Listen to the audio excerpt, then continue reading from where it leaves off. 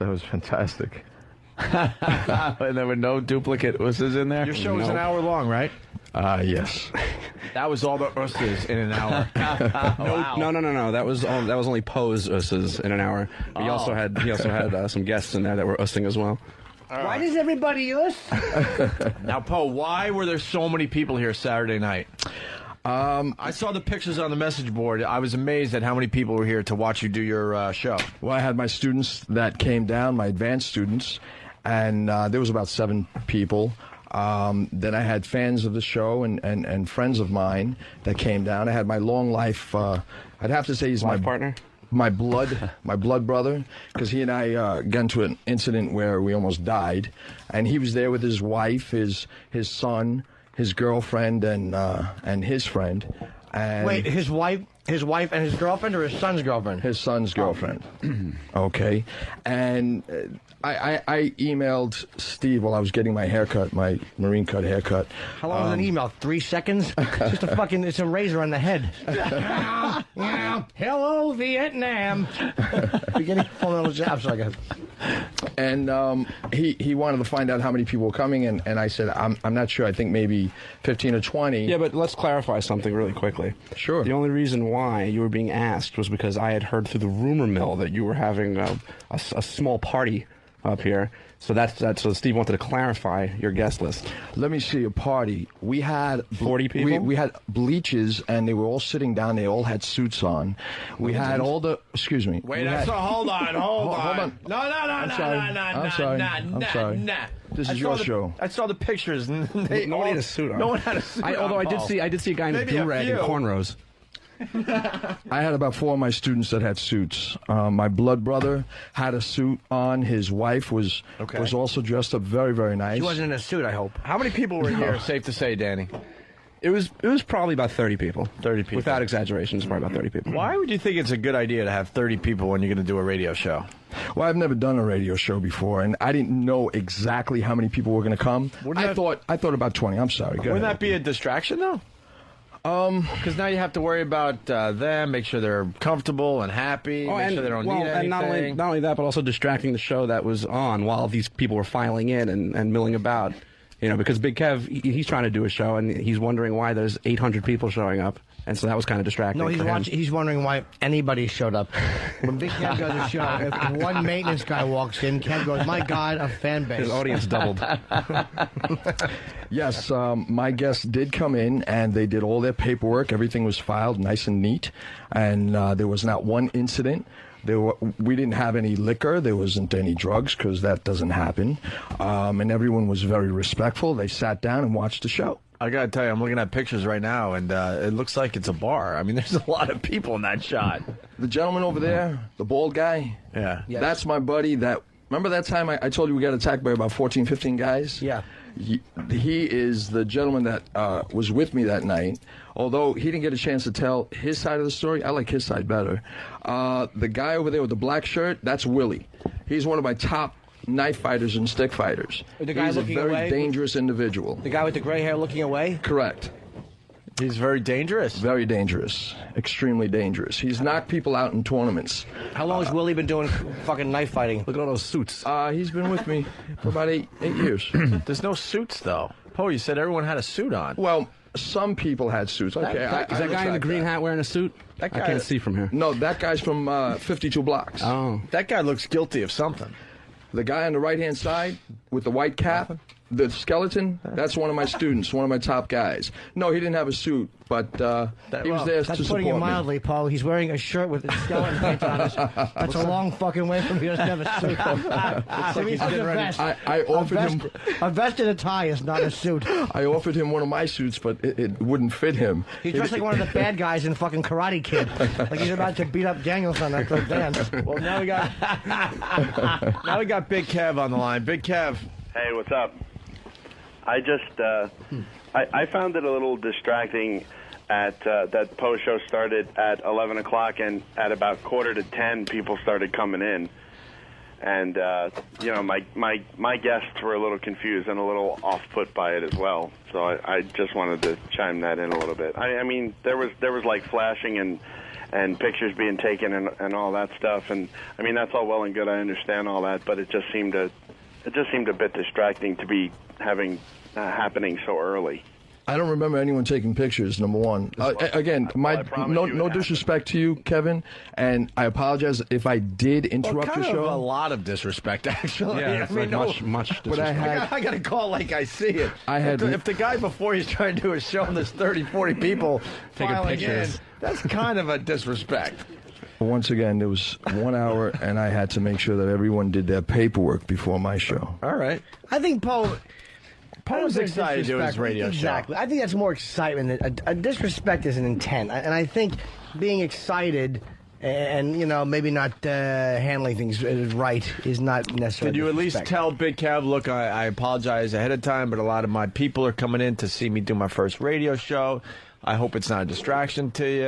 Is there anything I can do for you? Did you make him kind of comfortable with the situation? No. Unfortunately, he was on the show, and I didn't get a chance to speak with him. Yeah. I was waiting for the guys to come in so I can take care of their paperwork.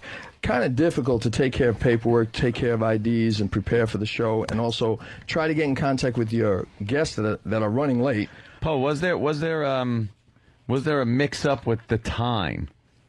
AM and PM. Oh, yeah, that was a good one. All right. Explain what happened there. I got a call in the morning, and Light Burley from the 52 Blocks organization, he called me up. He says, Master Poe, where are you? I says, what do you mean, where am I? I'm home. I'm eating breakfast. And he says, well, how come, what do you mean, you're late? I said, no, I'm not late. Where are you? He says, I'm here, I'm waiting for you. I said, Light, it's 11 o'clock in the morning. And he says, oh, you're not supposed to be here? I said, no, you're early. You're 12 hours early. So he kind of... Something tells me that was the first time Light Burley was ever early for anything. So is there a little tension between Danny and Master Poe? Well, I was just kind of surprised to see that many people show up, considering that I was never made aware by Master Poe. Like to communicate with Danny and tell him everybody that's coming and where they're going to be sitting. And I don't really like to leave Danny in the dark. And I know that Danny has a lot to do when he's there. He has to, make sure everything's running straight. He has to make sure all the correct information is up on the data pad. And, well, I thought my pad data was quite accurate for your show. Hey, I said I think my pad data was quite accurate for your show. Thanks. Was it a bunch of Z's? For the Laszlo show or Patrice or no? I thought Big Kev's homoerotic fun time really set the tone for the evening. Bad data. And I knew that you would probably get upset, so I did change it eventually to Big Kev's Gay Treehouse. I want to thank you for that, Danny. You're very welcome. Now, Master Poe wrote a rather scathing letter. It certainly was scathing. I would say a rather... Yeah, Paul, what happened on Saturday that you had to write one of our bosses? Would you care? Should Poe read what he wrote? Because honestly, sure. You have an extra copy of it from MP, as I call him? MP. Now, you wrote this one, Poe. This morning when he's... Wait, before he reads this letter, what was your beef with Danny? Danny's like the program director of 202 on weekends. Yes. He's like the guy in charge. So what was the problem you had with Danny before we get into this email? 5 minutes before the show, he said extremely, with a loud tone. No, that's not true. But go ahead. Okay. Well, you know something? I won't defend myself. I will have the callers call in and tell exactly what happened. Poe, I mean, that's in fine. regards to that. Okay. Okay? In regards to that. So if you want me to read this? Hold on. Let Master... What did Danny say? He said, at what point did you think 50 people were permitted in this studio? That's not what I said, but okay, once again, go ahead. What did he say? Well, let's see. What did you say? My words exactly was, Poe, I find this number of people up here to be highly inappropriate. It was 30 people, and I never used the word 50, but that's fine. And and I didn't use a tone with you that was anything but what I just said. Where did you say it? Well... I was trying to get Poe's attention through the mountain of people that were outside because you couldn't even walk around. It was just a tsunami of bodies. And I said, Poe, because I was looking for him, and he said, yeah. And I said, when did you feel that bringing this amount of people up to the studio was going to be appropriate? And that's when I was escorted outside of this station in the hallway where I was verbally berated for saying such things. Now, Poe. And now, Poe, maybe I'm remembering different facts about that evening, but did you not scream at the top of your lungs at me? So whose tone was being loud that night? Well, like I said, I'm not going to defend myself. What I'm going to do is I'm going to have the callers. So instead you're going to lie? No, I said I'm going to have the callers call in. All right, let's have callers. You let's know who's have here? all these callers call in, and they'll all lie. Well, hold on. Big Kev's on the line. Big Kev. I definitely, for sure, had one of my guests who heard Master Poe clear as crystal yelling like... Big Kev, yelling very loud. Yelling or screaming? Well, I was told yelling, but I would think yelling is tantamount to screaming when it comes to Master Poe. Well, Danny, hold on, but what did he scream at you? He screamed. And when I say screaming, I mean screaming like the way that you'd scream at a kid for breaking like your television. He said, "Why are you trying to embarrass me in front of my friends? Why are you trying to embarrass me in front of my friends?" Just like that. But he took you outside and did it? Well, he took me outside, but he did give me the common courtesy of screaming into the doorway so that all of his guests, so that he could make it clear that he's the alpha male here. He's the one that's in charge. So he had to make sure not to scream at me, because you weren't even making eye contact with me, as you're not right now. I'm just looking at the callers. I don't need to look at you, because I know the truth. I can look at you all day. Okay, well, how about we could have Donnie call up, because I think she was here. And, What's Donnie here in? Donnie was here. Patrick was here. I don't know. Okay, wait, hold on. So. I think Big A was here. I'm sure he could give a call in. Okay, 1 second. We can have these people call in, but let's not say specific people, because Donnie didn't hear anything. Okay, well, let's have Big A Let's call have in. everyone who was there maybe that Tax, night. Maybe Tax wants to give a call in. Big Kev, I got to free up a hotline. So Take care, Kev. But if you have anything, hold Hayes on. If you have anything to add, though, just call back. Okay, this is from Patrick, who is Donnie's. Yes. Her gentleman friend. Almost. Gentleman friend. Let me just boyfriend. pop it up here. It says, for the record, I took no photos at XM until Poe's show was over. We were all surprised by the number of guests that were there. So I guess they were surprised at the amount of people. That wasn't a, I was hoping it was going to continue. Factual little thing. Would Poe have yelled? I have to ask Poe this. Now, what I saw is Danny probably came in and said something in front of people that embarrassed you. I probably would have been embarrassed too. Did you yell at him in response to that, or was there other stuff that you wanted Danny to do that he wasn't doing, or was it just in response to feeling embarrassed? Basically what he said in front of the guests. But again, I'm not going to defend myself in regards to that. What did you say? What did you say to Danny? Danny, what'd you say to Danny? I was trying to alleviate the situation. By I screaming and wanted yelling. him to come outside and talk about it. It was 5 minutes before my show, and I've never done a radio show before, and my show probably stunk. Okay, but that's all fine and dandy. Not problem. I tried to do my best, and I tried to give you guys, honor as much as I could. No one's trying to say that you didn't do your best for the radio show. Okay, all right. And you know something, Danny? All we're talking about is the 10 minutes before your show went on the air. No one's talking about the show or the content of the show. It was 5 minutes before the show, and I think that it was inappropriate for you to speak to me that way. I feel that it was inappropriate for you to not tell me that you had a 35 people guest list come upstairs. Guess what? Steve Carlisi, who's the executive producer of the show. Opie and Anthony show, yes. Of the Who's hiding right now, cowering in his panties somewhere. He was well here's aware Steve. of this.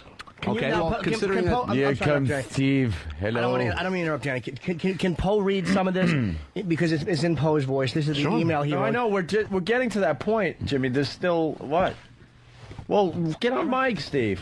We're getting there, Jimmy. Trust me, this is good. Yeah, I hate I hate to be the one to have to say this, but at 2:45 p.m. on the 17th, I sent you an email stating exactly how many people Poe was going to bring. That's not the point, here. Steve. The point is that... Oh, boy. Now, Steve. You're just a dick, Steve, because the point is... No, I'm not a dick. You are a dick. First of all, because... Okay, go ahead. Because Go ahead. the point is not that Poe emailed you. The point is that he didn't email me.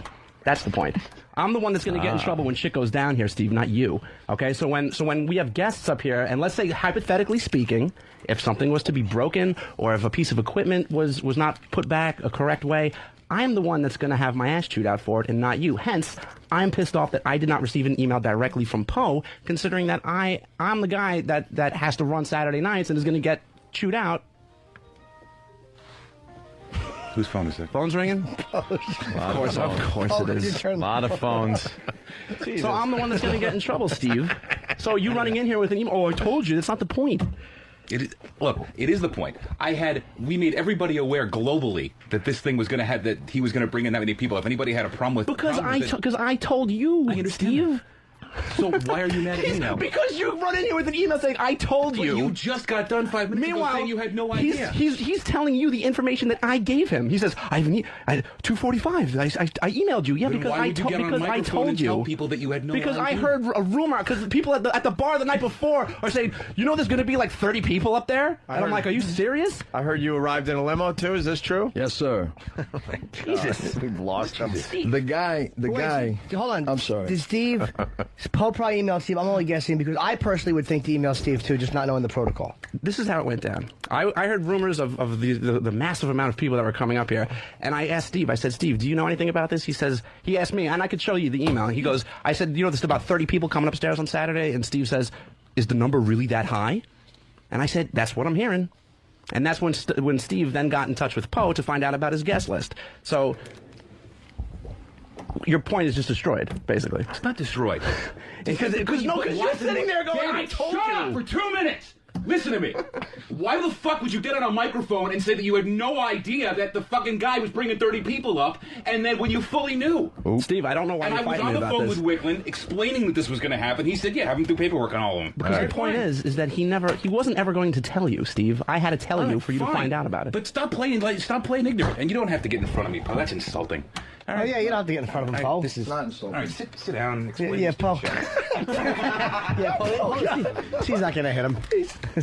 I was wondering why Paul was going over there. These people are insane. Hey, where are you going? Steve, it's not insulting. Hold on for a second. Hold on for a second. It's not insulting, okay? It's not insulting because you are 265, 75 pounds, and it's my job to make sure no one gets hurt. 240. And honestly, with that kind of attitude, I get up. I don't care how big and bad you are. I get up. No disrespect to you, bro. But he was actually defending. No disrespect Paul, to he was you. defending I was actually your defending your point. I know. Your point. But in defending me, my God. I still have to do my job, man. All right. So, Steve, who I thought you were a little under 265. Let's get back to the fucking exercise regimen. Are you insulted that he said you're 265? Slightly, yeah. 245. All right. So I'm sorry. I gotta go to the fucking gym again. So Steve was hollering at Danny here, and Danny was hollering at Steve. And Paul had to get in between them. Yeah, let's get back to the hollering. Which is and fucking an ethnic boy is just standing there with a camera watching it all. I'm telling you, you're fucking Nero. I'm sorry, Steve. I didn't mean to disrespect you, man. I really did. It's okay, Paul. But you did. You called him fat. It's cool. Oh, fat.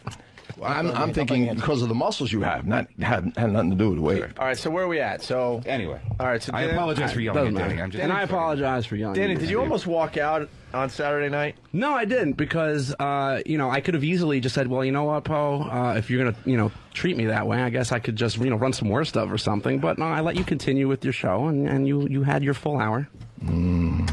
Let's say hi to Patrick, Dawn's boyfriend. Patrick. Hello. Hey. Also known as Fat Opie. How are you, sir? I am okay. How are you? Good. You were there? Yeah, Dawn and I were there, and not much to do, huh? Well, when we left the house, we were under the impression that there would probably be maybe 4 or 5 of us, including us, there watching the show. So we were a little bit surprised when we saw how many people. But for all the people that were there, people were pretty well behaved, and there were some in suits. There were some in what I would call ghetto thug wear.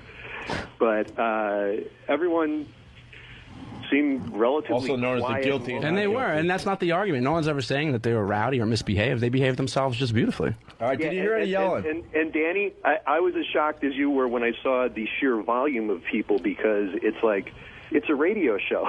But, it was what it was, Was it a good radio show? I really didn't think it was too bad. It didn't bore me. It didn't lose me. I'm not into martial arts, so it's not something that I would be, prone to listen to. But I didn't think it was a bad show. I thought Poe kind of handled it well. I thought his stories were kind of interesting to listen to. I thought his guests were also sort of interesting because sometimes there was a little bit of a difference of opinion, like about patience. At one point, there was a difference of opinion between Poe and his key guest there. But it wasn't bad. It didn't lose me. All right. I did think that Danny someone was putting in those usses as drops. I didn't realize Poe was actually saying them. No, those are frequently. all authentic usses. Yeah, terrific for everybody. And you know, it really didn't occur to me until afterwards when Poe asked me into the studio to take some pictures of him with his guests. Every like 5 seconds, and I got to say, Poe, you were cracking me up with that, but that's okay. All right. Thank you, Patrick. Thanks, man. All right, man. All right, we got E-Rock, who is not happy for some What's reason. the matter, E-Rock? What's up, E-Rock? Was the 265 really yours? No, Jimmy. E-Rock knows how to tell like it is, believe it or not. There's a couple of points here that I have a problem with. One, I didn't hear the screaming between Danny and Poe. I know Poe had taken Danny out. I was running the board here, so I couldn't leave. If Danny is saying it was that Poe was screaming at him, there are cameras right where they were, so you can go back and see what exactly was going on. That would be great. And number two, the other problem I had with this is that weren't we all told nothing is supposed to happen outside of that door because the building is ready to shit on us at any moment? And then somebody gets drawn out there to have an argument. If one of the superintendents or the maintenance people were in there and said, hey, there was a thing on the 5th floor right outside of XM, that's all they need. Doesn't matter what it was, but we were specifically told the end of last week nothing is to go on outside of that door anymore. And what just happened on Saturday? Well, you know something? 5 minutes before a show that I've never done before in my entire life and possibly never will do again. And who let you do also? Not possible. 1 second. I'm not arguing that. Okay. If something happened, for me to direct this argument to a room, it's kind of difficult. I mean, I tried to do whatever I could to handle the situation based on the minimal amount of time available. But mind you, there was not one incident that evening. Now, I had the most people ever in any time that you had these guests here, and whenever you guys had a show here and there was maybe like 5 or 6 or 10 people, whatever the case may be, there was more problems on those evenings than my evening. Okay, but correct? Paul, that's not the point of what I brought up. The point was we were specifically told you brought the most people, you win. Well, no, actually, I didn't know that I was going to have 30 people. Just 30. Did you really come in a limo? Yes, my buddy, as I told you, Ty Rodriguez, he picked me up in a limo, and he said that this is your night. He took all the guests out. There was about 30. There was about 30 guests. Hold on, he's just doing a little bit of fucking twins. Tonight's your night, bro. Tonight is your night. You're making me nervous. Okay, so your friend picked you up from your place in a limousine, and he took all 30 guests out to dinner. Did he? Yes, he did. Wait, what does this guy do? Was he a fucking heroin smuggler? Oh, okay. Stocks. Wait, the karate guy, Ty? So why didn't he take that money to help you reopen your school, man? He's not a karate guy. He's just a street fighter. Wait, dude, but you need money to reopen your school, so fuck taking everyone out to dinner. That's your school right there. Right, I understand that, but that ought to be a couple of G's. 2,000. Yeah, there you go. $1,985. Where did he take you guys? To fucking Morton's? I would have thrown a burger down everybody's face. Oh, hi, who's this? Hello. Hello. Somebody on the line. He was there. Hello. Speak. You. Speak. It's not a name. Good. Bye. Good day, sir. All right. So, Poe, you wrote an email. Yeah. This is where I get bummed out. Isn't there honor in the martial arts? Yes, there is. So why would you rat one of our guys out to the boss? Couldn't you guys handle this between yourselves? I know. This has been going on for a very long time. Yeah, I think it's been going on since the time he tried to get me fired. Actually, about two years ago. When did you try to get Danny fired? I don't remember. I was busy editing, some audio for the show, and I couldn't take 2 seconds out of my day to fucking fist pound him. And he thought that was disrespectful, so he wrote another 6-page email trying to. Yeah, why do you? Whoa, that's untrue. What are you talking about? That's untrue. What are you talking about? Oh, I remember being told that I had to apologize to you because I was being short with you. I don't know anything about that. You know something? You want to get this on the table? Marcelino, get inside here, please. I remember it quite well. Let's get inside here. We got Travis Let's get inside here, Marcelino. Marcelino, why does he need to be involved in any of this? Well, It's between me and you, Paul. Marcelino has nothing to do with it. Well, then if it's between you and I, Travis is going to come in here on your defense. I never called him as a witness. It's absolutely true because you did the same thing to me. Because Thank I you. didn't have 5 seconds to print out some of your paperwork because I was doing audio editing. You wrote a letter to HR saying that I was disrespectful and I was, not respecting security measures and that there was an urgent security issue going on. Okay, well, your paperwork is your problem. I can't be bothered when I have prep to do for the show. Was that when you were an intern? Yeah, that's when I was an intern. Okay, well, I don't remember that. Well, you conveniently don't remember any of these incidents. Wait a second. How convenient is that? Okay, so what you're saying is that you're bringing out all the incidents on me, but everything that you guys have done is okay? Paul, the point is that the point is what? No, listen, the point is what? You guys team up on everyone here, and every time something happens, you rip them apart because you guys stick together like pussies. The point, is that it? Like pussies? No, you talk. Go ahead. See, this is exactly the yelling. See, this is the yelling that happened. The point is, is that you run around and write everybody up. Do you realize how many times we could go to HR on you, but we don't? Yeah, sleepyhead. Go ahead, say it. Sleepyhead. Whoa, what's say it? What's sleepyhead? Say it. Go to HR. Do what you have to do. Because I don't go to HR because I don't do that. But I didn't go to HR. The email went in-house. You're the one who brought it on radio. In-house. That's terrific, Paul. You know what? The only time I've ever written an email about you was Saturday. Because it annoyed me to the point that I actually had to. And everything you did that day annoyed me as well. Well, by giving you a radio show and then you disrespect me by bringing 30 people up here without emailing me first? All you had to do was email me and say, hey. When you left, fuck him in front of Billy Hayes. Billy Hayes was right there. You walked out. I don't know who the fuck Billy Hayes is. Who are you talking? Everyone knows who Billy Hayes is. Billy Hayes is legendary with the I don't know Billy Hayes. That's right. Hey, Billy called the show. That's right. La Machine. Because he was there. La Machine called the show. You know why I left, Paul? Because your shift was over. It was 12 o'clock and you still thought you were doing a show. Wait, what did Mars have to do with this? Why did you want to bring in Mars? Because Paul has very few character All right, witnesses. let's bring Mars in. We got E-Rock, yes. Poe, just one Poe, over here. Go ahead, bro. One quick thing. When you're saying about your emails being in-house or whatever, you realize you're sending them on a corporate email to everybody else on corporate emails. You don't think they document this stuff down in D.C.? Well, anything that happens, I have to give it to Bruce. I understand that, Bruce but is you're my saying boss. you're saying that you didn't send it out to everybody. You're saying it was an in-house email. On a corporate email system, it's already there. It's going to be there for God knows how long. They could pull it up at any time. So it wasn't a private email, in-house meaning this facility here in New York. They have it. You just don't realize what you're doing. Well, yes, I do. I sent it to only individuals. If it's on the server and someone happens to go look for it, I can't help that. But if it goes to your direct boss or to your boss's boss, you don't think it's going to be passed around to everybody else saying, wow, this could be an issue. We should send it to HR. We should send it to somebody else. Everyone has copies of this. All right, we got Mars in studio. Marcelino had something? Oh, wait, I got to turn on another mic now? Holy shit. I know, it's a fucking busy day. I don't know. I don't know what I'm doing here. Please isolate that. We need that clip. For every problem we have with electrical equipment. Can I set the arena?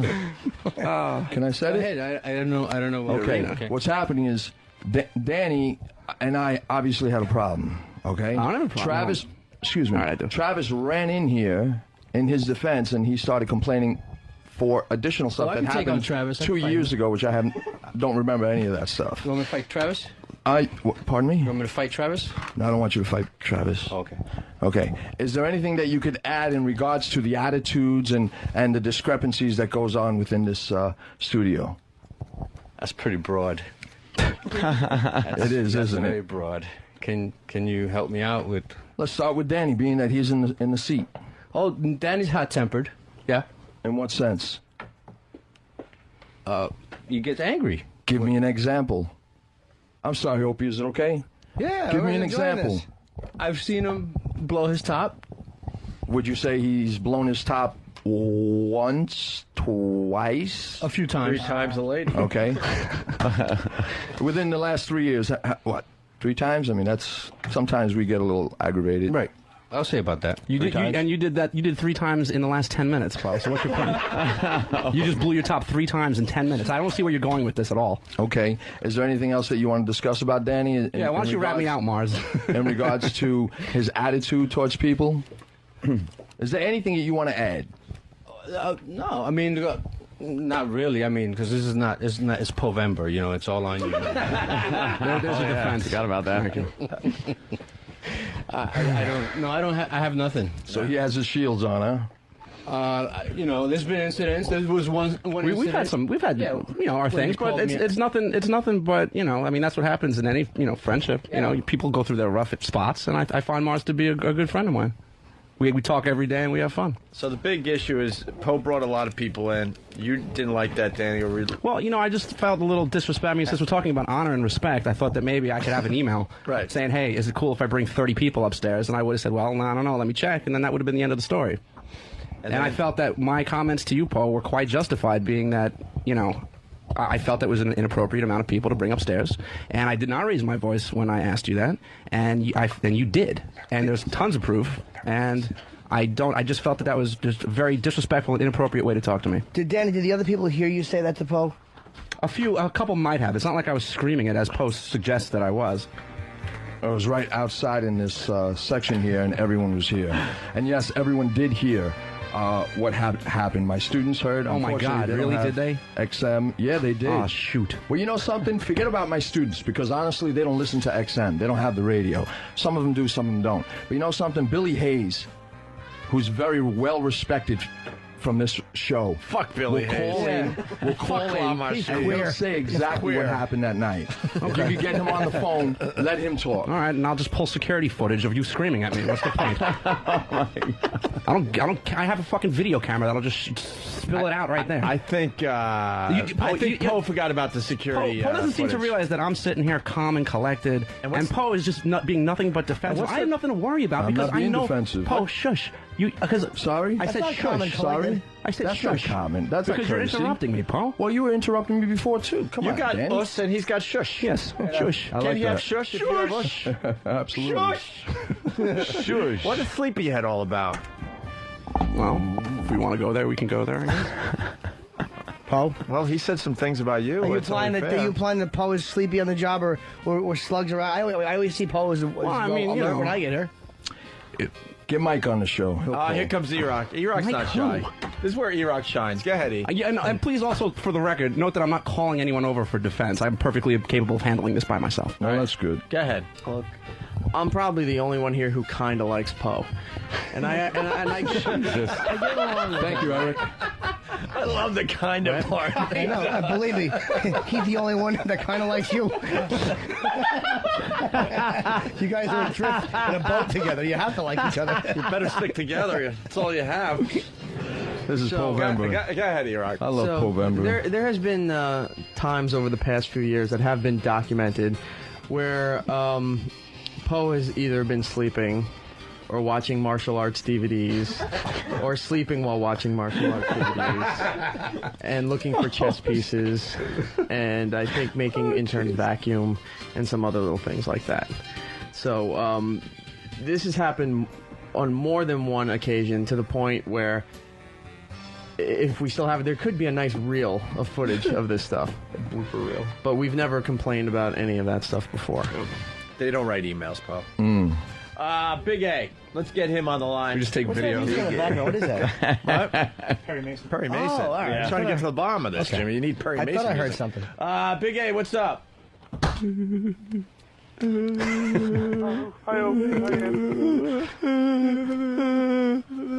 I was there. Hey, Poe, Big A. That's Danny. So, in your opinion, who do you think started everything on Saturday? And please say, I think... Wait, how we work the... He doesn't have a problem with STRs, though. All right, go ahead there. Anytime. I think it was just an awkward position, you know. Honestly, I think it was just very awkward because you were trying to do your job, and Mr. Poe was trying, to do what he had to do. What did he have to do, Big A? He had to collect all. He was cleaning up his own mess because he brought way too many people here. Are you allowing him to talk? I was just clarifying his statement. Big A? You realize that you wouldn't be running around having to fill out paperwork for 30 people if you didn't invite 30 people. It was accepted by Steve Carlisi. I'm just saying, Paul. That's just a fact. Well, That's, again, I never said it wasn't. It was accepted by Steve. He's the executive producer of the Opie and Anthony show. Shut up! Shut up! Let me talk. That's Steve according to Carlisi. page 2 of this email. Please get me that sound. Eric Nagel is also the executive producer. All right. Big A, anything else you could add? Because we want to get to the email, finally. I mean, anything else? How about anything? Yeah. Actually, I think Mr. Poe's show was good. Thanks for adding. Whose fault was the argument? Did you hear the argument, Big A? No. I really, no, I didn't, because I was on the other side of the bleachers. So there's no reason for you. So why'd you call? Your Honor, I'd like to ask this witness to step down off the stand. They called me. Yeah. Who called you? Was Travis or? All right, listen, if you remember anything, call us back. We got to move on here. All right, we got this. So then, this has gotten to the point where Master Poe felt like he needed to write an email to his boss. Poe, Poe should read some of it in his voice. I'm not a big fan of the emails to bosses like this, Poe. I think we could work this shit out among ourselves. Who's reading this? Poe, I think Poe should. That's my opinion, just because. All right, Poe, go ahead. I don't want to get yelled at for it. You want to read it from the very beginning? Yeah, in Poe's words. Let's go. To Bruce and to pretty much me, Steve, Eric, Anthony. And me. And Mars, for some reason. Mars and Jimmy. On November 17th, 2007, I arrived at XM Studios at approximately 10 p.m., knowing that my show, The Arena, was set to air at 11 p.m. You sure you want me to read this? Yes. Yeah, why not? Yeah, what's the big deal? I would say yes. If you don't want to, we'll read it. No, it's fine. Okay. My guests consisted of fans, students, friends, and guests of theirs. Although the show was scheduled at 11 p.m., I had but 1 hour to get everyone seated and to prepare the necessary paperwork the guests needed to fill out. Can I correct you there that putting the but is unnecessary? I had but 1 hour. It sounds almost Shakespearean. It's not necessary. Go ahead. Why would you come in like at 9 o'clock to get all this shit done, by the way? The limo hadn't arrived yet. We've been doing this for years. We come in an hour early just to try to prepare for the show. You do?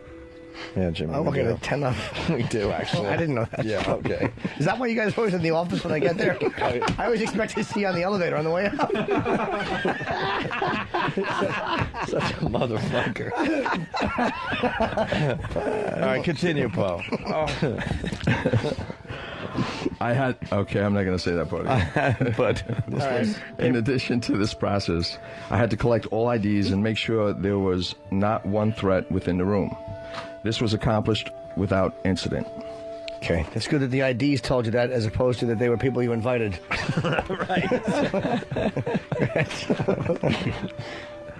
Not dealing with a smart one, but go ahead, Paul. Continue. I love Povember. However, once my guests, consisting of hardcore O&A and Ron and Fez fans, characters of these shows, my advanced students, and...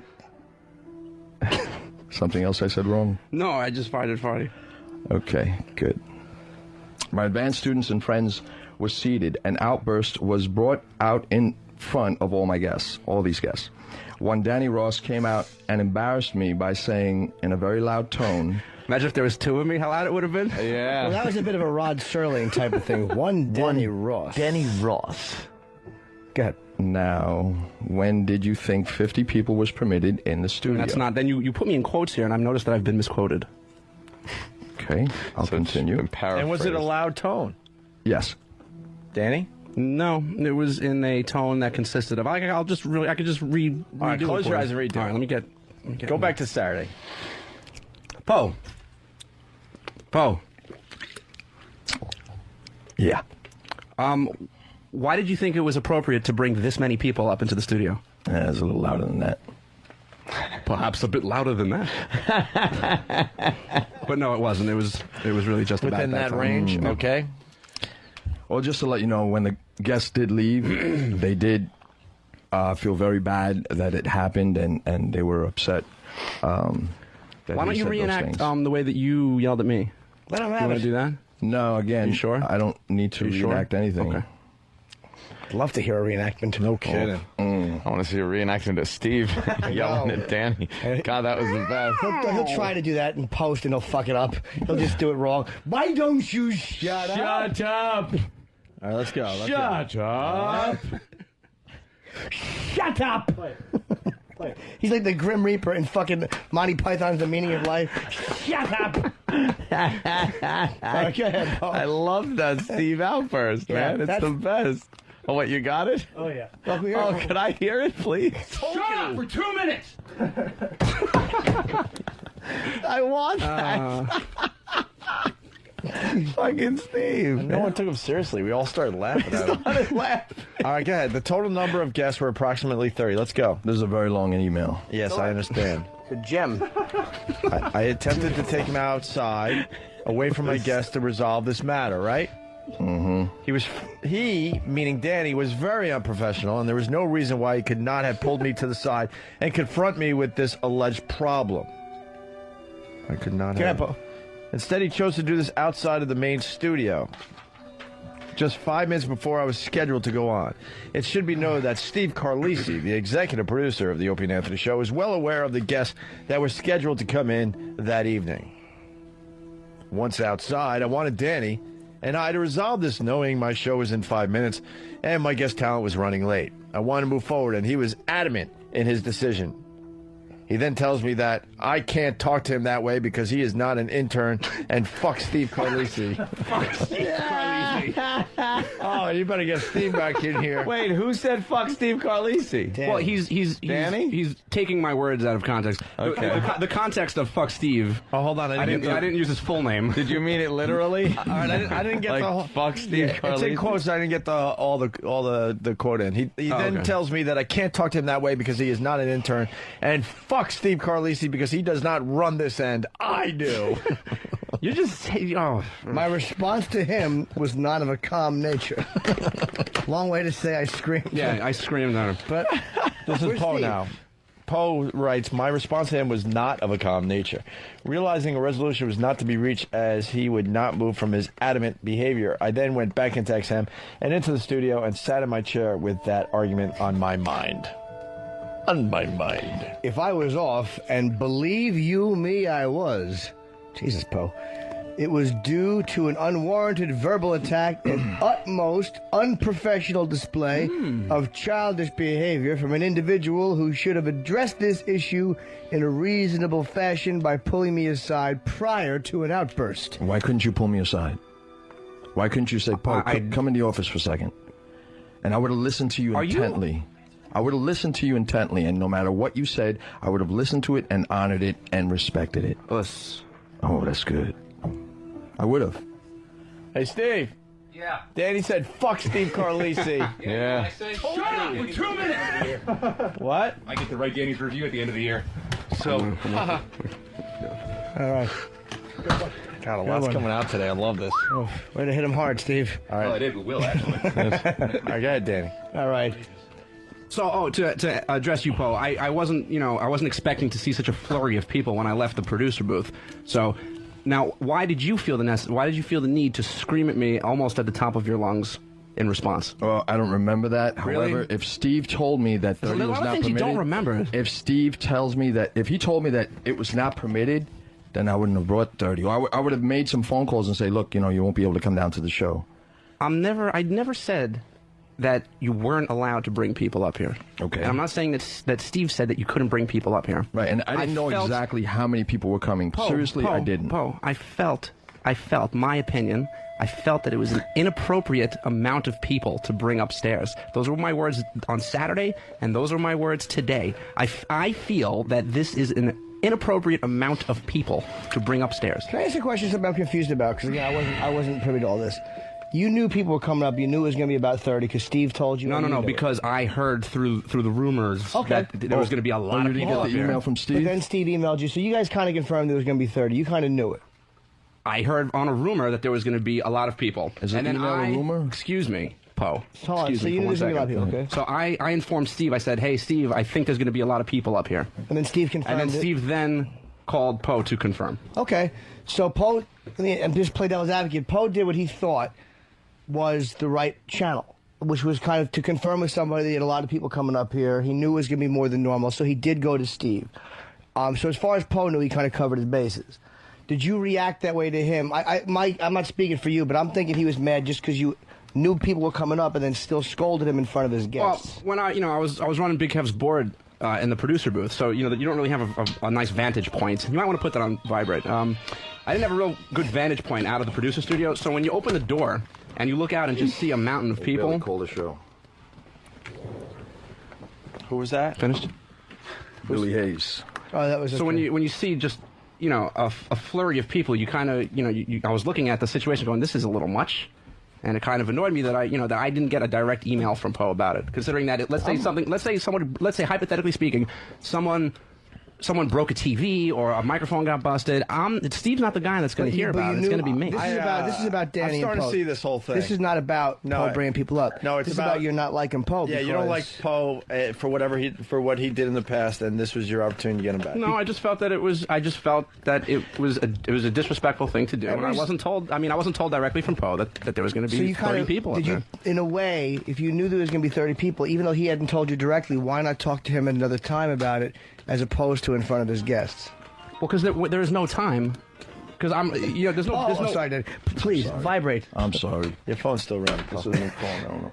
I'm thinking, listening to all this, that Danny does have a valid point about being so many people in the studio, regardless if they're well behaved, and even if stupid Steve Carlisi knew about it. I'm sorry, it's a new phone. I don't know how to use this. Three people said to put it on He all of a vibrate. sudden is the responsible party in there. No matter what anyone else knows, says, does, or anything, if something fucks up, Danny It's my gets the ass. fucking head chopped My off. ass. So it's really his decision and his call. Who's calling you, Poe? Every single guest that was here that night is calling. But I agree with you. But my only question is, if he already knew, if Danny knew, like, why not cut it off in the... This is why I think it's about more than that. If I would be completely on Danny's side if Poe had just all of a sudden said there was going to be a couple people and then 30 people showed up and then he's going, what the fuck? What if one of these guys breaks some equipment? Yeah. Of course. You can't have your head on the line for... Sure. But it's even a little more than that too, Jim, because not only was there people, out in the little viewing area, but there was just random people walking in and out of this studio. There were people, I had no idea who anybody was. There was at least 2 people taking video and or still pictures. You had a couple of guys in here, Poe, that I got to tell you, I'd classify them as undesirables. Well, And, that was the arena. That was the arena, and unfortunately, these guys have gone through their experiences, and yes, they were in prison, but that's exactly what the show was about, to get the badasses of this world on the show. Up into a multi-million-dollar studio.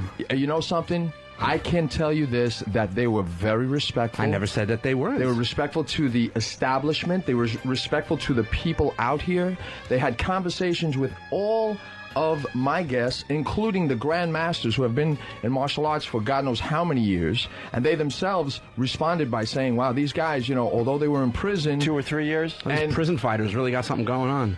Yeah, they do. As a matter of fact, they do. They're extremely well-talented. I think the mix of people wasn't safe. I'm now seeing it more Danny's way. You got guys that were in prison and just regular listeners that, have Opie and Anthony shirts on. One of those guys could have been killed. No, I think Poe is the common... I think out of respect for Poe, they were all going to act a certain way. You think? Yeah, absolutely. They're into martial arts. They're not up here. It's not like he's doing a rap show and he's just got fucking thugs up. These are guys he knows from the scene. All right, let's get back to the email. Martial artists. So where are we? All right, if I was off, and believe you me, I was. It was due to an unwarranted verbal attack, an utmost unprofessional display of childish behavior from an individual who should have addressed this issue in a reasonable fashion by pulling me aside prior to an outburst. At no time were there any problems with my guests, nor did they show any form of disrespect towards XM's property, the show, the staff, or the building. In addition, my lifelong childhood friend who I grew up with took it upon himself to treat all the fans that came to the show by paying for their dinner and picking me up by limousine. My people have respect for who I am and represent. I was appalled that my friend, his wife, son, and their friends had to see this outburst. Which outburst are you referring to? Mine or the one where you were screaming at me in the hall? Just to clarify that. I'm sure it would be yours. Mine, okay, cool. Mm-hmm. I kept my composure and took in many deep breaths because I knew that the show was about to begin and I needed to forget and redirect that incident to where it would not hinder the first radio show of my life. You forgot one key word, though. First, comma, last. Yeah, absolutely. But you know something, Danny? I don't think you can make that decision. Really? That's right. Who was the one to give you the show in the first place? You know something? Probably you did. But, you know, you had to go to someone to get the final answer. That's actually completely untrue. You didn't ask Opie and Anthony? No. I think, wouldn't he have to go to Steve Carlisi, executive producer of the Opie and Anthony show? Maybe he would have. Shut up for 2 minutes! You know, I really love just the parallels of Steve. Like, on one end, you have him making those little babies sound like... and then that. Shut up for 2 minutes! Yeah, that is quite the... And they both represent the package juxtaposition. that becomes an idiot. All right, so now... Poe, do you think... Let me just ask you one thing. My opinion. And this might be a little personal. Do you think it was wise maybe to have convicted felons around my sister? Oh, wow. They were... Because they weren't really... You were the security guy, but you were doing a show. So who was actually making sure that nothing would happen? 8 of my students who are quite advanced made sure nothing happened. Just, you know, were they looking a little out for protective of my sister if something happened out there. Do you know that I told my students, I said, this is what you need to do. You need to make sure that nothing happens. I don't want to see liquor or anything, you know, Be like problems. a cookout in East New York or something, you know? You never know. Those things go fine, and then 2 seconds later, the cops are showing up. Anthony was very respectful. My guys were How many years in prison? One guy, 20 years. For what? 20 years. For what? Jaywalking. Drugs?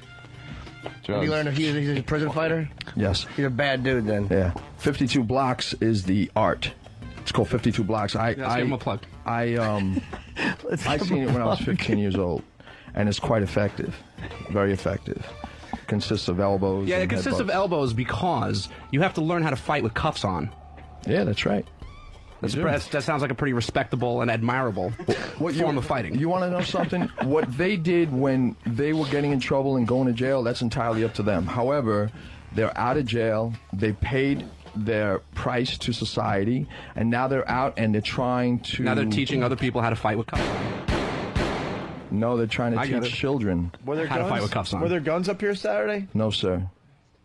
How do you know these guys? I looked them up in the internet and I did some research. Oh my God! Well, that's a rough one, Paul. I'm with you. Yeah. Wait, how long have you known these guys that were in jail? That was called they were casing the joint. I didn't know them. Wow, your whole fucking... I didn't know them. You just got destroyed. Wait a minute. No, wait a second. How many guys came up that were... The one thing I'll tell you about me, Jimmy and Ant, you know... We're good listeners and we're good judges here. Wow, you lost the whole panel. Hold on for 1 second. We thought you knew these guys forever. Yeah, I thought that too. How many guys were in jail? Let me just walk you through. I sat down with them and I interviewed them for a couple of hours. That makes up for 20 years in the joint. But that was the gentleman. The I went to Craigslist. How many guys did you have up that you did? I looked up furniture and convicts. Okay, so you had 8. Paul had 8 of his students. And 2 guys you didn't know that from jail. Did it combined how many years? All right, let me ask you another thing.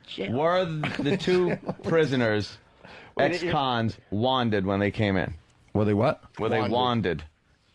I checked them. Didn't have anything. Wait, how'd you check them? By hands. You frisked that. Sure, of course I did. Wait, Poe, but they've been in prison. They could shove some stuff up their poop chute. They didn't have any weapons. Shanks.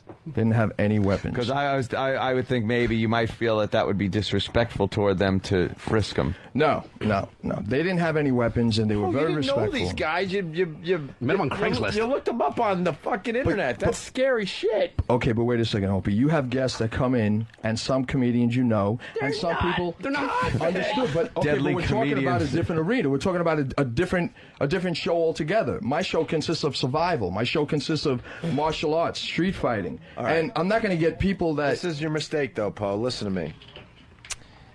I understand that it's your show and all, but to like mix like guys that you barely know from the internet that did 20 years in the joint with like regular fans and Aunt's sister, you kind of lost us. I'll say this, though. This got me back a little bit. The fact there were two guys. For a minute there, I thought there was like 9 guys he didn't know. 2 guys, and to me, Poe brought 8 students. Now, the gun thing is certainly, but I kind of see it like these are guys that are probably not going to cause a problem. They're there for a fighting style that they're known for. It's almost like Marvin Hagler, who did become a champion, but he's an ex-con. Right. Like a lot of guys go to jail, learn to fight, and then come out.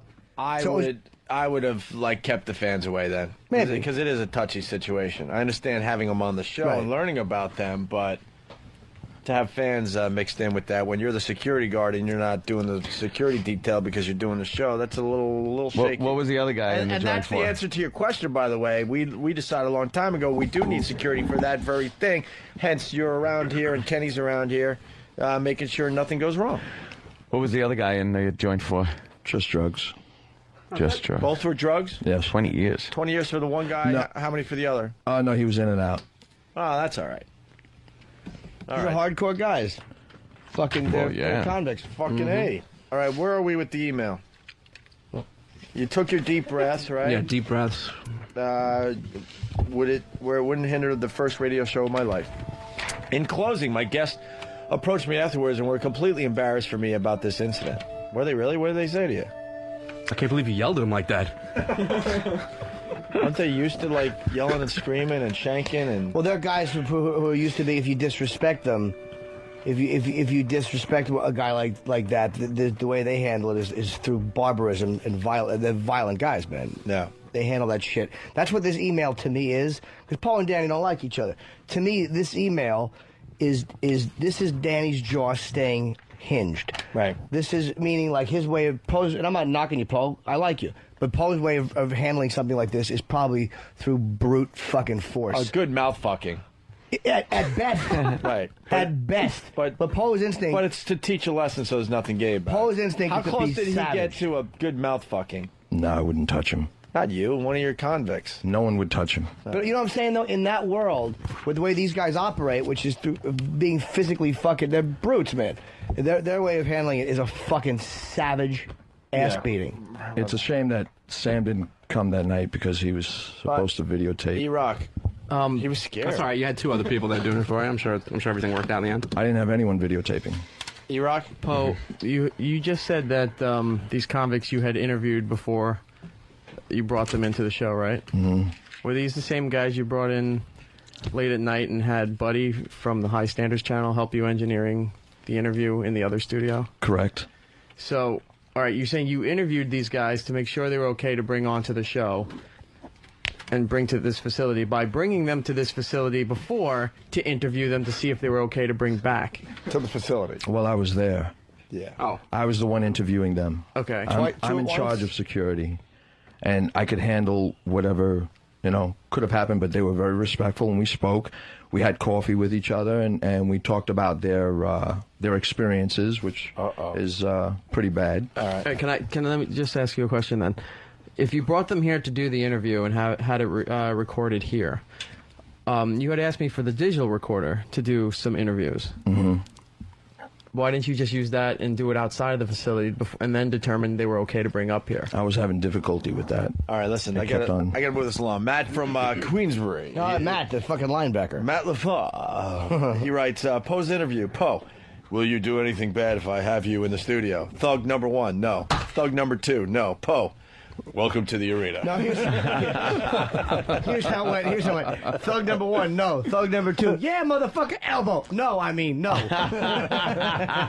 right, here's the... Wow, this is where E-Rock better get back in here. In closing, my guest approached me. Okay. After the show was completed, I approached Eric Nagel, a.k.a. E-Rock, the executive producer for that evening. He's above you? This is news to me. Thanks, Paul. I thanked him for assisting me, and also for the way he treated all my guests. I asked E-Rock if I was out of line, and E-Rock replied, no. Ooh. Also, I didn't hear the screaming like I stated before. Wow. I saw Poe take Danny outside. I was busy running this There's board the here. backpedaling. And then, no, it's not backpedaling, because he came in and fair. he said, Danny, and I knew Danny was a little hot based on the situation. Ew. And he goes, was I out of line? Eric, I'm a lot hot, okay? Collar, was he? Sorry. Don't touch Grab me his there. cock. No. Just grab it. He said, was I out of line? Because I thought it was just a regular argument. And I said, no, you weren't. Then, stop. When I found out later on from Danny that how bad it was, that was a difference. I will always be grateful to Eric and consider him to be a professional to a level that XM should be proud of. But before that, he writes, for further information, contact Eric Nagel direct. Well, Danny, excuse me. You're right, like Eric Nagel direct is his name. Eric did say that Danny has done this before. Ah, what Eric? What are you talking about, Eric? Eric? Do you know how long I've been doing the Saturday Night Virus for over a year without incident? This is my very first incident. Without incident. Eric, well, hold on now. Eric? Okay. Danny's done what before? When Poe was referencing Danny, has Danny yelled and exploded before? Yes, he has. We all have. Everybody gets mad. We get mad. What he's talking about, embarrassing him in front of his fans and friends and his guests here, that's not what I meant about him doing this before. He hasn't done that to Bob Kelly or Patrice or anybody else who does their shows here. Has he blown up at me and yelled about stuff? Has he blown up at Steve? Yes, you've seen that. He does that sometimes, but we work through it. So when I did say, yes, he's done this before, it's true, and that's why I said don't quote me on that because it could be taken out of context. I said if they want to talk to me, tell them they can talk to me. All right. Shut up for 2 minutes! Anything else, Hedgehog? My new favorite. Sonic. Yeah, Sonic. Sonic has... I mentioned to Eric that Steve was well aware of everything and there was not going to be a problem. I just had to make sure the paperwork was thoroughly completed. He at no time did not see a reason to confront me with a complaint, nor was he having little outbursts thereafter. I will always be grateful to Eric and consider him to be a professional to a level that XM should be very proud of. Everyone was a witness to Danny's outburst, and I will not stand by, and allow this behavior to go unnoticed. Nor will I. Respectfully submitted, Master Poe. But so far, no one really heard Danny's outburst. Cockmeat! Nothing but cockmeat! Well, you're not getting Billy Hayes on the phone, and I don't know why he was supposed to call. Because he's not a rat. Well, if you're talking so highly of Billy. I don't know Billy personally, but I mean, if you want him on the phone so bad, I could only imagine he's going to take your side, Poe. I mean, we're not exactly getting a third party here. All right, I could call one of my best friends too and have him, go to bat for me. The people that were there was Mike. Mike and Heather were there. Okay, I'm sure they could call in. Yeah, I'm waiting for them. Sure they could. All right, let's say hi to John in Smithtown. John? Hey, how you doing, Anthony? Opie, I'm sorry. At what point did Poe think that it was safe to bring in two convicted felons with the assholes that are the Opie and Anthony listeners? Hey, John, don't embarrass Poe in front of his friends. He's You not could embarrassing pull me. him aside and ask him that. Check it out. All right, thank you. Let's say Carl. Hey, Carl from Florida, what's up? Yeah, come on. Go ahead, Carl. How you guys doing? Good. You can hear the disrespect already in Danny's voice talking to Poe. He interrupts him. He contradicts him. You're right. I don't respect people who scream in my face. You Carl. started it. You can hear the disrespect going on right there in the conversation that you're having right now. All right, well, you're in my shoes. You got to produce a radio show, right? And then you have this 30... The area where there's a viewing area is just packed. It's at capacity. I think you might be a little annoyed with that. So what you're saying is you got out of line? You can take things. No, I didn't get out of line. I asked you talk to him, once again and talk to for him the third time. And then you can put out interrupting him right now. You cut him off. You're short with him. All right, thank you, sir. All right, good, great. Let's go to Jay in You're right. Cleveland. Jay? Hey, what's going on? Hey, speed round. We got to get out of here. Let's go. Okay, you want to talk about disrespect? Me paying $12 a month to listen to Poe. Jesus Christ, I get more laughs out of Sean Hannity. Were you going for laughs on the show, Poe? No, we were just telling the truth. All right, let's go to Leo. Leo! Yo, Hey. dude, I want to know if all this is what preceded the pet data, because that was making me laugh my ass off the entire friggin' time home. What was on the pad data? Master Poe's first and last show. Call in, plug Jimmy. Call in, plug FH Riley's. Yeah, we have some examples up on foundrymusic.com. It was great. All right. What do you got there? Now go back to Master Pooh. Well, first it says Poe, the phone number that says call, say us, hang up. What do you got? Chocolate cake? And then it says... What? What was that beeping? Ew. What hacky thing are you doing? What, Eric? What? Oh, my What? God. happened? What do you got? What? We were trying to ease the tension in the back office, so we found cake. We figured we'd give them some cake. When? Who figured? Look at Fatso I am. When? Where is the cake here now? Yeah. Sonic decided to bring cake for these guys? When? Right here. It's Who's cake. Sonic? Old hedgehog hair. E-Rock is now Sonic. Look at that. Look at that toupee he wears. Holy fuck, that looks good. Yeah. What kind of cake is that? Motherfucker. Where's that from? From I think Thanksgiving it's on ice cream Friday. cake. From Thanksgiving on Friday? I don't want that fucking weekend cake. Jimmy. I know it wasn't for me, Thank you, Eric. but I might want to bite. All right, let's say hi to Sydney in Kentucky. Sydney? What's up? Hey. I can tell you what's going on here. Look, I've been in the martial arts since I was 3. You pack 30 thugs, 30 tough guys in a room, and with Poe being their swinging dick, their big leader. And then when Danny comes over and tries to pull rank or anything, just even politely, you think this might be too many people. Poe's got to show how big his dick is, and he's going to get tough in front of everybody. Did I step on your cock, Poe? Do you know something? I'm sorry, what is your name, buddy? Danny. No, not you. Sydney. Have a bite, Sydney, cake. hi. Have your cake. How are you, Sydney? Not too bad, Poe. Bro, there was not one single problem there. Not one. Oh, no one's... And everyone sat down and was as quiet as a mouse. You're arguing... And they listened to the show, and everyone was respectful to each other. I'm not saying that there was any problems at all. I'm just saying Right. that you, as being the guy who's supposed to be running the show, I guarantee you felt the urge to maintain your position as the head cock. Not necessarily. Not necessarily. 5 minutes before the show, a show that I've never done before, I thought it was inappropriate. He could have pulled me to the side, and if he would have told me 30 was too much, I would have had half the people leave. But you would have had to have actually spoke to me about it first. Paul, no one's arguing the behavior of your guests. Okay. I never said that your guests misbehaved. Okay. I never said that your guests destroyed any XM property. Including the 52 black guys. Yeah, when did I ever say that they were misbehaved? Okay. When did I say that they were misbehaved? So they weren't causing any problems? No, absolutely not. When we mentioned before that the possibility of something happening because they were ex-cons. When did I say that they were a problem? Okay, well, that was just brought up to the conversation. When did I say that they were a problem? I don't have a problem with any of your guests, Paul. I had a problem. You're avoiding the issue. You're totally avoiding the issue and deflecting to your guests behaving well. No one's arguing that your guests were well behaved. They were.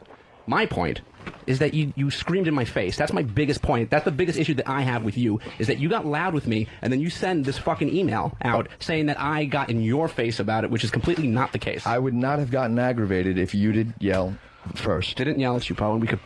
There's 80,000 cameras in here. I'm sure we can get to the bottom of it. Okay, well, they don't have audio. Well, then we'll get somebody who was here. There was 800 people here. Yeah, so I'm sure somebody there heard was you. People Oh, did you or did you not? Hang on. And just let me ask you a question. Did you or did you not purposely, with purpose, you opened the door, like as you were taking me out in the hall, and when you screamed, not only did you scream in my face, but you purposely turned your head into the doorway so that you could make everyone aware, all of your guests quite aware, that you were screaming at me. No, that's ridiculous, because I tried to pull you away from the guests, and I wanted you to go into the hallway, which, again, Eric we were already there, so I don't get it. I wanted to pull you away from the guests, and you were not coming with me, and I wanted to pull you away from the guests. And then when we went outside... Oh, now you're just lying. I'm trying to shut the door, and then finally I did shut the door, Danny. I let's did look shut at the door. security. Don't we have and the door security was footage? Can closed. we look at it, please? Afterwards, I'm the sick door of was my word closed. versus yours. Well, Yeah, after you screamed and you made your guest well aware that you were screaming at me, It Paul. seems as though that maybe that caller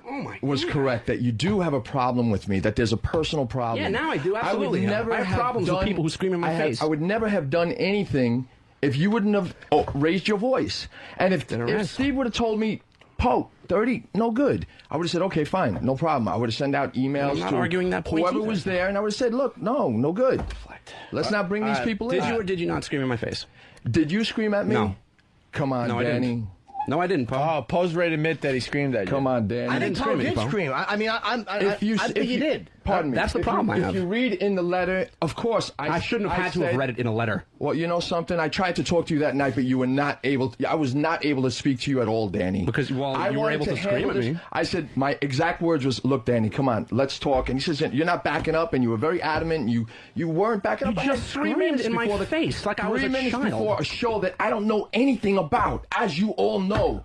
Okay, but the fact is that I was ready to go into a show, and my guests were late. All right, listen, we got. I wanted to clear this up. All right, we got Mark from New York City. I got to take Poe's side. We got Dan from Philly. Poe is skating the issue. So why don't we get Mark and Dan to talk it out here? And one question, too. We are running against the clock here. If we have to finish this tomorrow, there's more shit to be resolved. I don't think we don't have to have it wrapped up today. We can. Oh, absolutely. I think we got some more stuff. All right, here we go. Let's over go. there. Dan, you're on with Mark. What's up? All right, I'm just saying that, conveniently, every time something is brought up against Poe, he magically forgets everything. Like, you intentionally send an email to your boss. You intentionally open the door to scream to let everybody know that you're the alpha male. It's like, I don't understand how you can forget everything that is brought up against you, and it just gets turned around on how well behaved your guests are. Exactly. It doesn't make any sense. You know what I mean? I'm just calling to tell Danny to stop defending himself because you haven't answered one question or one of these accusations at all. Every time somebody brings up something negative about you, you forget about it. Wait, hang on. Poe's on a call. Go ahead. No, go ahead. It goes back to even the stuff that you do in Anthony's truck. Like, you get in, you program your stations. Like, how do you just you do that shit intentionally, bro? Like, it's something done intentionally. Nobody just, like, magically presets 5 stations on somebody's radio and then forgets. You know what I mean? Like, you do this stuff with a purpose. Oh, I did call and you deny the fact that you do it. Really? Oh, my God, the You know what I Pac-Man mean? music. That's Super Mario. That's what I meant. Whatever. All right, we got to get out of here. Tomorrow we got to shut finish this on the XM. We got to finish it tomorrow. This is not done. Yeah. The phones are just We did a lit. 5-hour and 45-minute radio show today. No, we didn't. With there was a quality hour in here somewhere. Starting with 6 until now. There's pieces together. Hey, I don't care. As long as we got Steve's fucking tirade. End the show with that, please. Oh, please. I want to hear it. lie the day today. No. But thank you, BowDogFantasy.net. They're the sponsor of Line of the Day. It's a great website if you're into the fantasy football thing, so you might want to check it out. BowDogFantasy.net. Is there alcohol in that cake I just ate? Yes. Master Poe. No. Better not be. There might be, though. Yes, Opie. There might be a cordial in there. Rum cake? Some of that cordial. It's not rum cake. No, better not be. No, it's peanut butter. I had a couple bites. 1 minute. Poe, thank you. Oh, right. Danny, thank you. You're welcome. Tomorrow we finish this up. We got it. This is an ongoing thing here. Oh, my God. Let's make believe it didn't happen. No, I think we got to finish it. I forgot this music ever played. Yeah, this is like from This is the lovely. old days.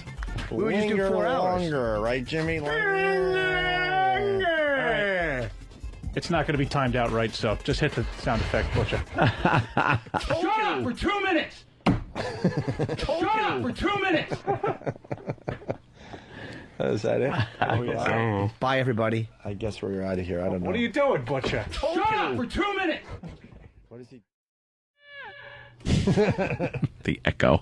You were really mad at Danny yesterday, weren't you? Oh, boy, he was, huh? Yeah, I was Heated. I was a little bit heated.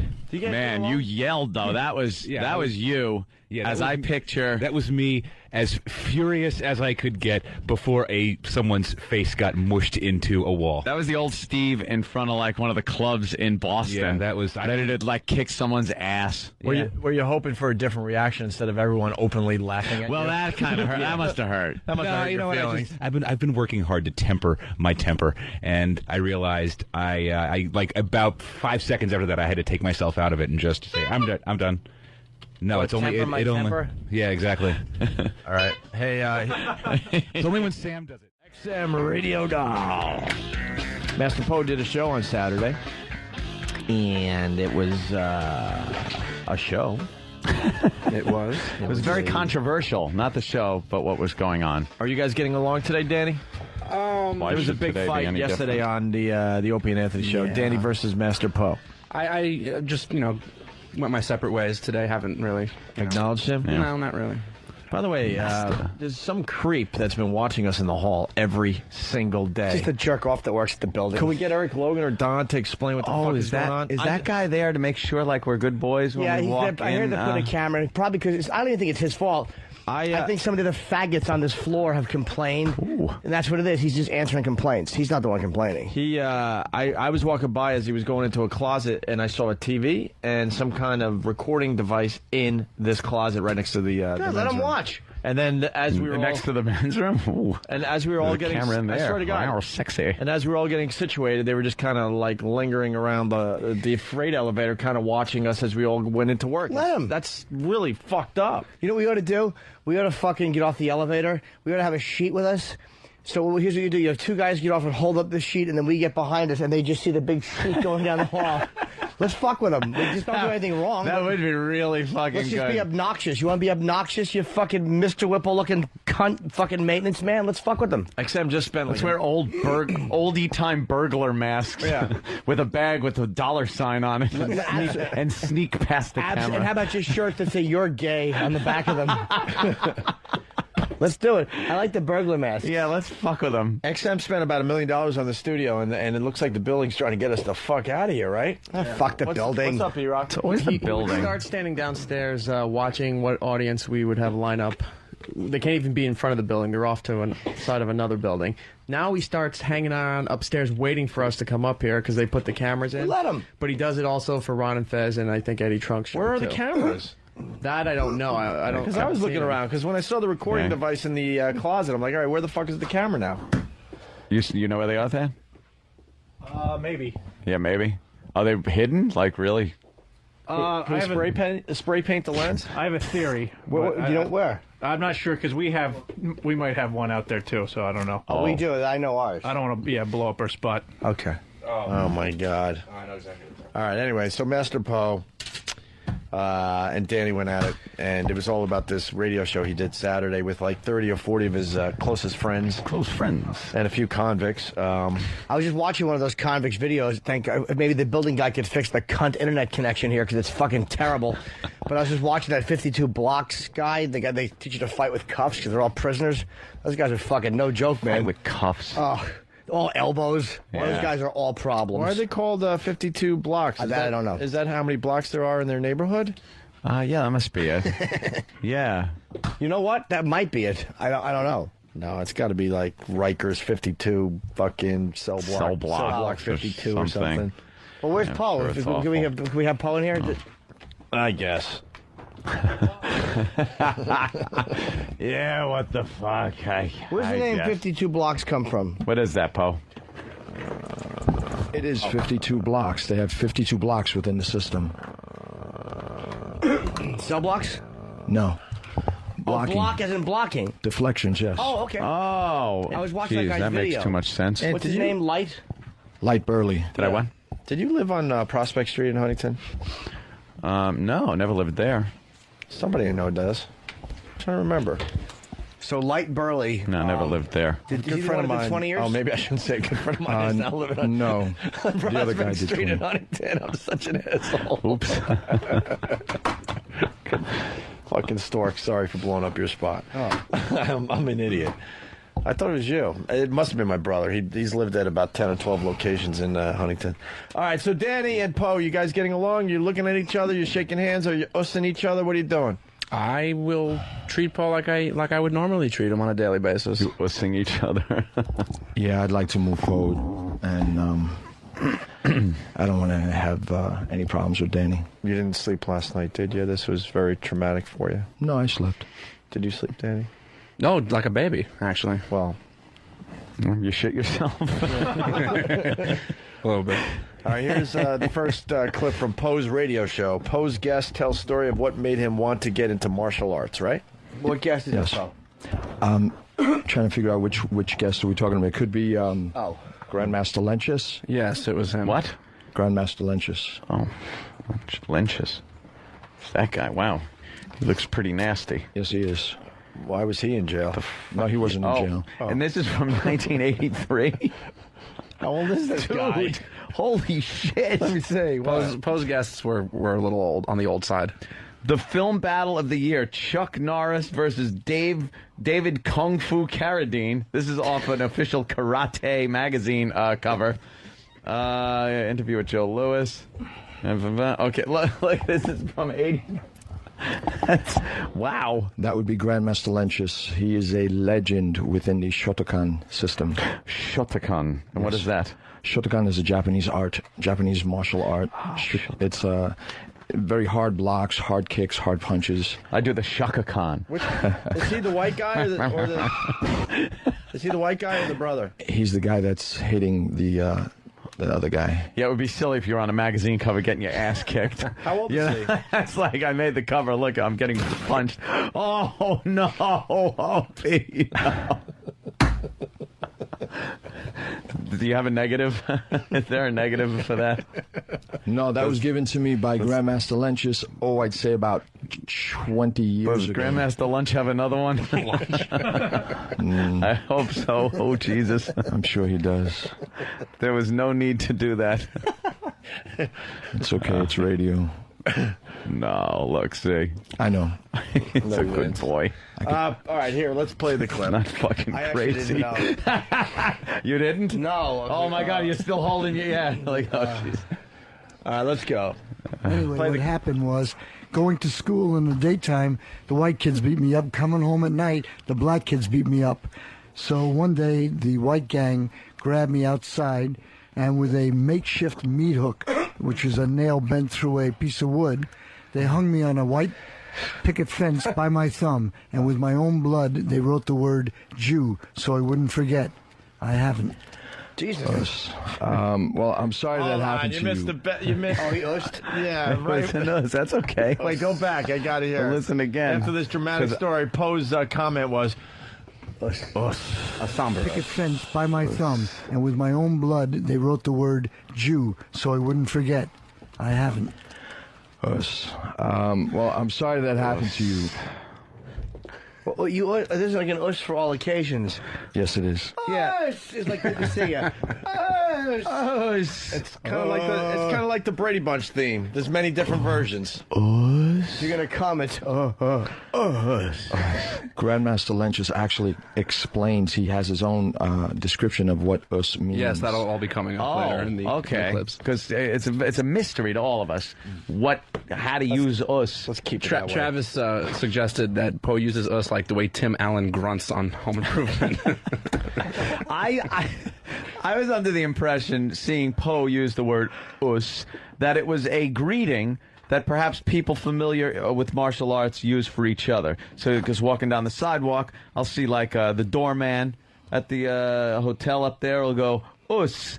And maybe a garbage man on the side of the road, us. Like they all know Poe as he takes the Mayor Poe walk up 57th, and everybody's us. But I didn't know you could just go like, somber, like the Jewish story there with the blood and the us. Well, I didn't know you could just, us, man, us. Well, Greg Brady's leftovers from Wisconsin writes, I miss Grandmaster lunch, so I'm really looking forward to Grandmaster supper. So I can says us. It's for any occasion. Moving on with the Master Poe radio show, where he talks about everything is a weapon in this clip, or somebody When does. you walk through a supermarket, a hardware store, anywhere you go, everything is a weapon. Everything. And people don't understand that. They don't understand that if you're walking down the street and a gang is coming down the other way and you know they're coming after you, you're not going to be, Kung Fu Louie or somebody trying to knock them out. The best thing to do is pick up a garbage can or a brick, throw it through a supermarket window. Because if you yell help or fire, nobody's going to come. Throw a brick through a window, the manager and all the employees will run out in that street and they'll be gone. What if it's 3 in the morning? Us. Oh, sorry. us. I almost stepped on us. Yeah. So that's an acknowledgement of like, I agree. I hear you. So the first is that like I know what I'm saying? That's exactly what it is, and it's giving respect. If you don't say anything, you're not respecting your elder. Did anyone ever get Grandmaster Lunch some water for his dry mouth? It's Grandmaster. What's his name? Lenches. He talks like the old Indian from Natural Born Killers. Yeah, he's got that old. He's got a little Jimmy Superfly in him too. That's who he is. There's a lot of Jimmy Superfly. That's who it is. And his other guest, coincidentally, sounds exactly like somebody else as well. Okay. How old is this gentleman? He's about 70, 72, I think. Could he still handle himself? Oh, yes. Yeah, I wouldn't fuck Is with he this still guy. a problem? Not here, but he can. No, but I mean, if someone came at him for fisticuffs. He'll rip him apart. What? Us. Come on. Us, Jim. Us. Us? If Jewish people say us? Poe compares. Whoa! Poe compares karate to comedy, huh? Oh no! Oh, that's interesting. Little juxtaposition. We finally get to hear Master Poe on his own radio show. Let's hear it instead of Opie and Anthony, Jim Norton. These are the guys that I'm with every day, and they're amazing. I gotta give props to these guys because there's a similarity here that I'm going to talk to you about. Comedians, when you attack them with a joke, and I'm not a comedian, I can never do what they do, but I give them the biggest us ever. Because when you attack them with a joke, they come right back at you. I mean, they hit you hard. And no matter what happens, you can come back again. They're going to hit you again. They're going to come back. And it's just like a ping pong, and they never stop. That's what makes a great comedian. Absolutely. Us.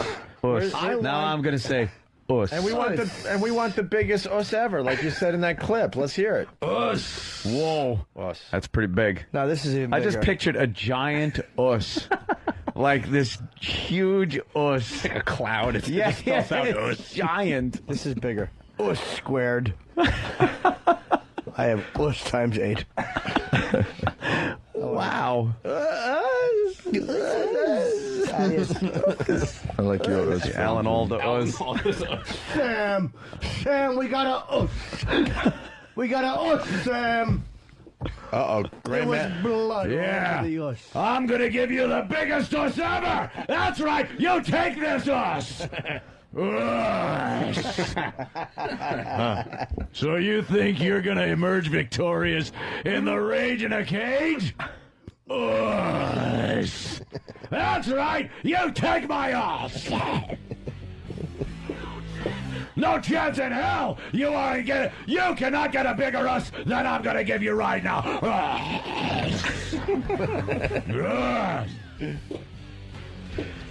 And you're teamed up with Grandmaster Lunch! You think you can beat Grandmaster Lunch? Us! Oh, they are! It's alright, I don't have to sing for a while. I can do Angry Vince. You want me?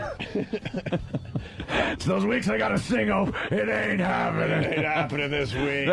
Hey, Dave B. from Philly writes, Jim Norton makes people laugh and Poe stabs people in the chest with his thumb. It's so similar, it's scary. I'm scared of that helicopter. Us. All right, we go on to Grandmaster Banks. He shoots down the UFC. That's a little crazy there, Poe. Let's talk about truth, man. Let's really bring it out. And I'm glad that you're doing stop it. the clip, please. Grandmaster Banks, we need a little background. Is he a convict? No.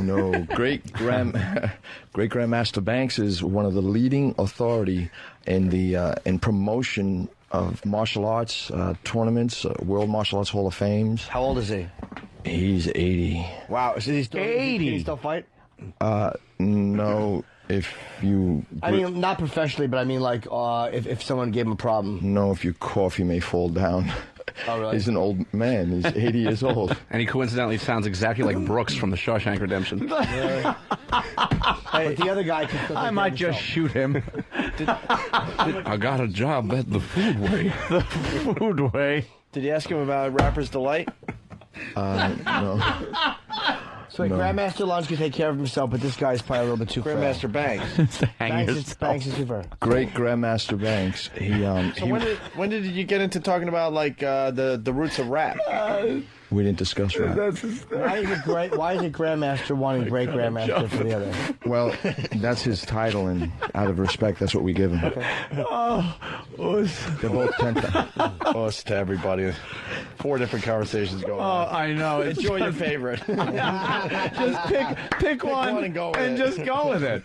That would be the easiest way to enjoy a radio show. I'm trying to get a Grandmaster Flash joke together. Those guys are on their own. I'm fucking laughing Jimmy's at the asking real Shawshank questions. joke that Danny just said. Oh, is that what you were doing? I didn't even know that. You kept saying that. And Jim's carrying on. We had 3 conversations going on. I'm like, I think I can get this Grandmaster Flash thing going if someone would pay attention. Jimmy's asking normal questions. Ant and Danny are having their own fucking thing. And you're just firing out pre-1980 rap lines. Well, let's talk to Dawny, who was not safe last Saturday. I don't care what anyone says. Dawny, I apologize that you had to hang out with convicts. It was pretty scary, but we managed. All right. Us. So, Us, Dawn. Us. Us. We were on the elevator leaving that night, and the Grandmaster gets on a packed elevator, and he turns to one of his entourage and brought farts. him up there and goes, "Was that a radio show?" No way. You know where he was. Was that a radio show? Us. He didn't know if it was radio or TV or what. Us. Wow. Let me ask you a question. There's 52 blocks, Poe. You had those guys on. There's 2 of those guys? Yes. Now, did they feel, because the whole thing was between Poe and Danny, you thought that he had been disrespectful in front of your guests, but none of your guests have called in to say that he was or wasn't. Well, it seems like they're not going to call in. Why? And I don't know, and that's okay. But what I'd like to say for the record is I think we both got out of hand. And in regards to the letter, I was angry at the time. Well, that's what the record is. Like I said, I was angry at the time. See your grandma's for Thanksgiving, Dawny. See you Thanksgiving. Bye, Dawny. So why won't them call in to discuss? I would plug that guy in a second because I want a copy of his DVD. Oh, yeah. All right, let's go to Scooter in Illinois. Scooter's got something. Scooter. Hey, Scooter. Concrete walker. Concrete city people. Can we get a city people prank call? Why don't you go put shoes on and walk around on the concrete? You got to get the original. What is it? What is it called? Terrorist telemarketers? What prank call tape was that from? It's hilarious. We'll find it. That guy's voice was hilarious. Touch-tone terrorist, right. Scooter, what's up? Yeah, Get a good Scooter call, one of the originals. Huh? Picture your Grandmaster naked. Linger. Hey, Paul, how come one of those guys won't call in? Like the 52 Blocks guy. I would love to hear from one of those guys. No. They don't have XM. They're not listening to the show right now. Tell them to steal one. Their prepaid cards ran out. Well, you could call them, couldn't you? Sure, I could call them. All right. Why the dramatic monotone? My throat hurts. My throat hurts. From ussin'? Too much us. No. Sometimes he does these usses. You'd think it was for real people. Doctor's going to tell him to not us for a week. Yes. All right, let's meet Grandmaster Banks. He shoots down the UFC. A lot of fans of the UFC. Oh, boy. Yes. Let's see what Grandmaster Banks has to say about that. Let's talk about truth, man. Let's really bring it out. And and I'm glad that you're doing it. And I love you for that, Robert Rivera. You're going to eat that? Master Poe, because this is what it's all about. Okay, I don't want to take up too much time here, talking about it. But somebody's got to say something about it, especially with the garbage that you see on television with this Ultimate Challenge thing and all that. Yeah, I mean, it is a joke. It is, because it's not real martial arts. They call it martial arts, but it is not martial arts. Scooter whooping. It's what I call DF. It's called degenerate fighting. I saw an automobile once when I was a kid, but now they're everywhere. Seems things are just getting a little faster. I hear a lot of different people in that voice. But wait, UFC fighting is good fighting, man. Oh, absolutely. Listen, I wasn't agreeing with him in regards to that because personally, the UFC or Vale Tudo, these guys are in incredible shape and they fight very, very hard. You tell me a guy like Mirko Krokop or fucking Fedor couldn't beat a traditional martial art? Of course they. I mean, those guys are bad motherfuckers, man.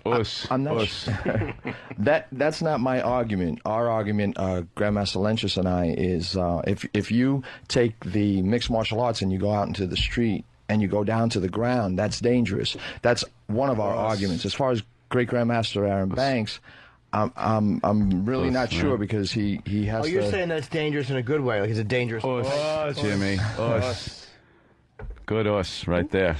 Are you saying it's a good thing? No, to go down to the ground is not good. It's and I don't want to get your us. Damn it. What if someone? But what if someone? Mate. But what if someone gets you down? What's that? What if someone gets you down? If someone gets you down, it's good to have that knowledge, right? Well, if someone gets you down, absolutely, you need to have that knowledge. And most definitely, Jimmy, these guys are acknowledge your us and raise you an us. Okay. And another us. You know what? I've decided to go all in on my us again. No, man. Damn it. I was bluffing. I see your Take us. it down. I see your us, and I raise you a hiya. After this round, let's raise the usses. I'm gonna throw in a us, and I'm gonna raise you a word. Damn. But one of the things that we were discussing is To your mother, would that work better? Yeah, I think so. All right, well. If you do go down to the ground, you can have like 4 or 5 guys or 10 guys or 15 guys waiting on the side. And once you're on the ground, they're going to kick you in the head. And, And, you know, and you can get gum on yourself. And you can get gum on, yes. Us. Just.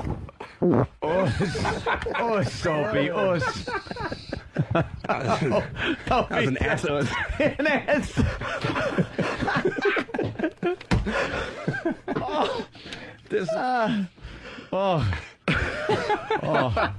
You might be ussing. Yeah, it smells like us. You gotta wipe your us. Us hole.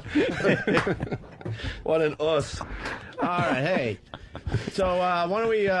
So this next clip is a fan calling. What's this about, Danny? There seems to be something going on here because it's fan in quotes. Well, yeah, and you put this together, Danny. The Poe had a lot of callers calling into his show, and Poe was excited that he had a lot of callers, so he was anxious to get to a bunch of them. So I think this clip, there's 2 phone callers back to back. I think it's the first 2, actually. All right, let's listen to some fans calling into the master. How do you have fans already?